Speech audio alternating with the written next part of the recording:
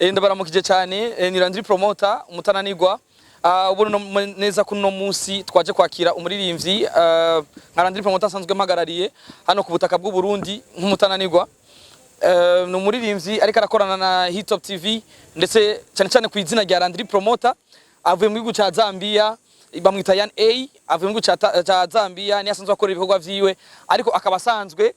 ari umurundi yaramaze igihe kitari gito adashika hano ku butaka bw'u Burundi ariko yaje gukora umuziki hano iwacu mu kwishimira igihugu cyacu ciza cy'u Burundi ndetse no mu kwishimira iterambere ry'umuziki wa hano. Jewe nibaze neza yuko mwaje kumwakira ndetse no gushigikira Landry Promoter kugira dushobore kwakirana iteka uno muririmbyi Yan A kabisa. Nibaze neza yuko aricyo kintu nyamukuru cyatumye turi ngaha. Ndashimye cyane kubona nongeye guhura namwe Landry Promoter duhura n'abajournaliste hari hahezege kinini tutabonana ndazi ko twari dukumburanye benshi batandukanye kandi nkashimira n'Imana yo nyene yabikoze nongeye gushika amahoro urugendo ntibagoroshe imbere ya byose nabanza gushimira ambassadeur w'u Burundi muri Zambia ukuntu yitanze na nkuru nzatiye kugira ngo urugendo rwanje rugende neza byaramaye ingufu zo gukora cyane kubona ambassadeur avuga ati ku kazi kawe ukora ku muziki urugendo rwawe ntiruhagarara naho haciye mu tubazo impaka turabikurikirana kandi bigende neza. Ndibaza mwabonye ko twambaye imipira ndetse ko Wema Entertainment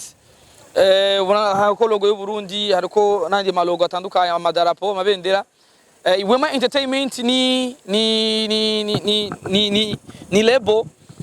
igiye kuza vuba igiye gukora byinshi bitandukanye azoba arimo gufasha abantu ndetse izonafasha n'abaririmbyi b'abarundi umva nakajyo keza ko guhagurukira impano z'abana b'igihugu. Ni umwe mu bantu basanzwe bakunda ingabirano z'abana b'igihugu asanzwe aba mu gihugu cya Australia akaba ariwe manager wa label ya Wema Entertainment nanje nkaba ndayihagarariye hano iwacu mu Burundi. Muri Wema Entertainment rero turafise umuririmbyi yitwa Yan A akaba runo mubona ngaha muri kino kibanza kano kanya rero numwanya mwiza wabanditse n'abamenyesha makuru kugira mushobore kugira ico mbajije umuririmbyi Yan A canke jewe ngaha ariko nibaze neza ko twokwibanda kuri Wema Entertainment byo bavyiza cyane gose murakoze.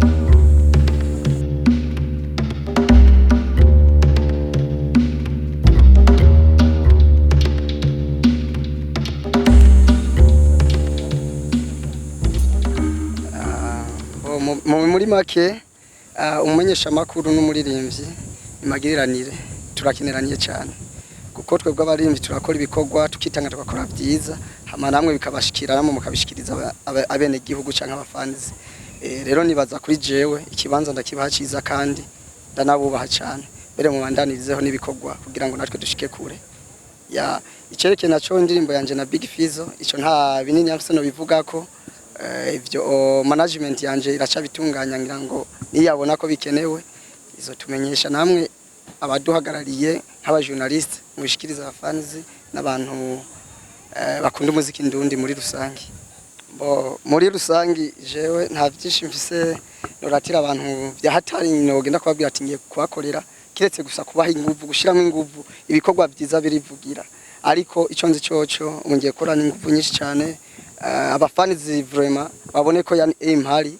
guko ubwa mbere byari bigoye sinafise ubufasha ariko ubu management yanje vraiment Wema Entertainment nta kwitarikira akora kugira ngo Yan A ibikorwa vyiwe bibandanye bigenda neza ndibaza ko ubu ngiye gukorana ishaka mfise n'ibikorwa byinshi nagenda akora ndafise indirimbo yitwa iyo uba warubizi ndafise clip video audio indirimbo nziza cyane ngira ngo vuba niyo tuzoca duhera ko tubanze tubahereze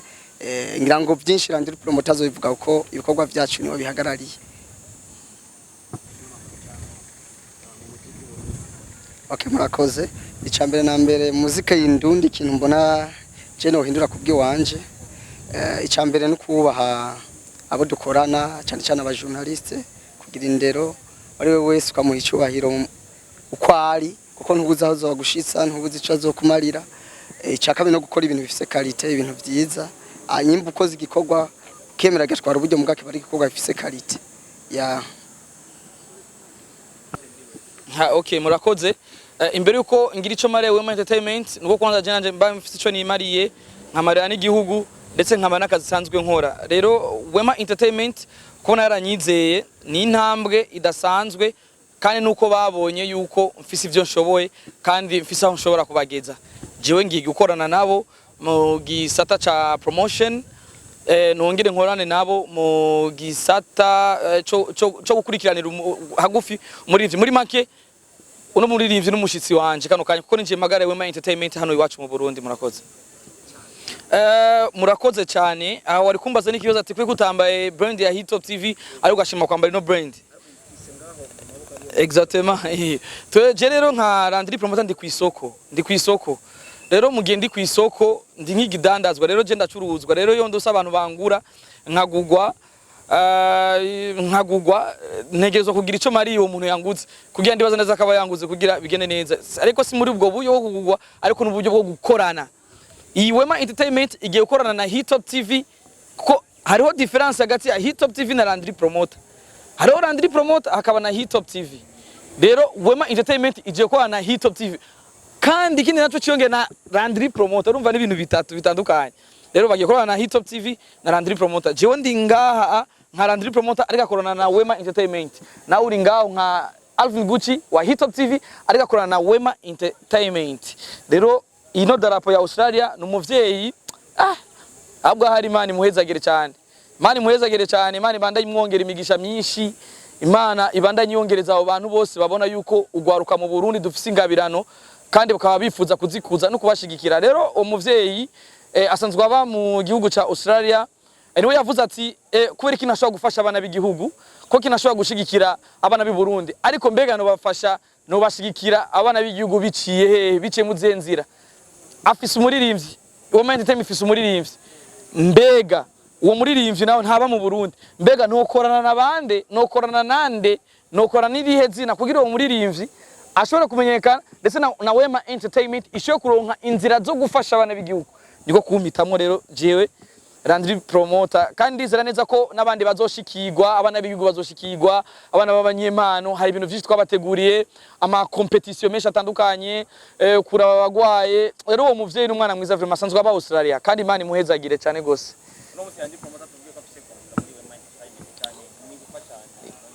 Ya mfise amasezerano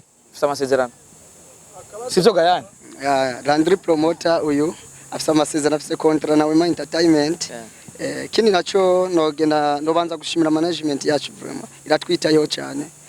nukuri ivyo bishoboka byose barabikora murabona ko urugendo rwa mbere tutanguriye i Burundi ariko ndibaza ko East Africa yose tugiye kuyimarana na Landry Promoter kabisa. Akabazo kanyuma Landry Promoter umuririmbyi wacu umuririmbyi nuko abafite yarimwe ubunyene mu minsi yavuga kuko ubunyene ibi byose birarabwa Burundi bwose sinzi mugiye kubona ko mwashitse ngaha nigiki cihuta abafite inyota mugiye kubaha kugira iyo nyota ibanze igere mutagice murakoze bwana Vivance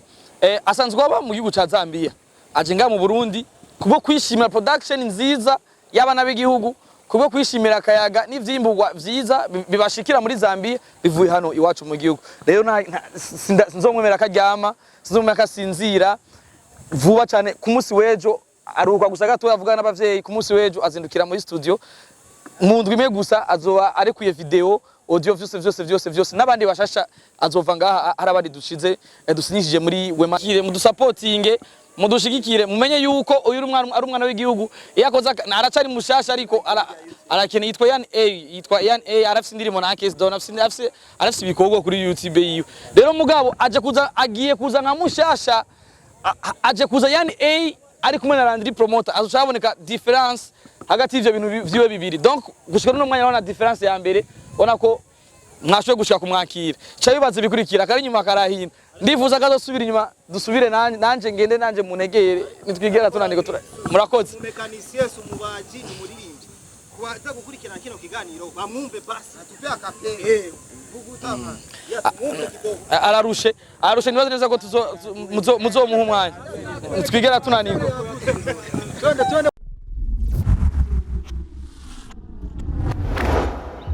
STV, every story matters.